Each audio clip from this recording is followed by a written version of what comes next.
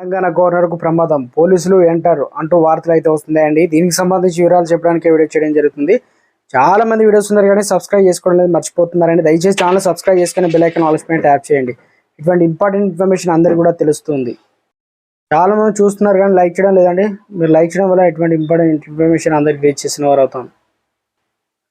Governor Tamilisai Twitter account జనవరిలో hack అవగా Raj Bhavan అధికారులు, cyber crime పోలీసులు కంప్లైంట్ అయితే చేసిన విషయం తెలిసిందే.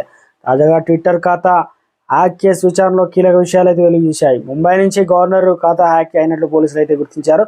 ముంబైలో ఓ బోటిక్ వైఫైని దుండగులు వినియోగించినట్టు తెలిచారు. బోటిక్ నిర్వాహకురాల్ని సైబర్ క్రైమ్ పోలీసులు అయితే విచారించారు. అయితే బోటిక్ షాప్ కొన్ని రోజులుగా మూసివేసినట్టు తెలిసింది. నిర్వాహకురాల్ని ప్రశ్నించిన పూర్తి సమాచారం తెలియకపోవడంతో గమనార్హం. అయితే తెలంగాణకు చెందిన కీలక వ్యక్తుల సోషల్ మీడియా అకౌంట్లు వరుసగా హ్యాక్ కావడం తీవ్ర కలకలం రేపుతుంది.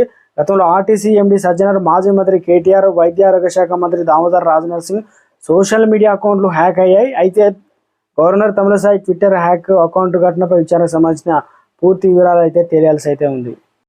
ఇటువంటి బడా నేతలు కావచ్చు, అధికారుల ఖాతాలు హ్యాక్ చేయడం వల్ల డబ్బులు డిమాండ్ చేస్తుంటారు. కీలక సమాచారాన్ని రాబట్టి వారి ఇబ్బంది పాలు చేస్తుంటారు.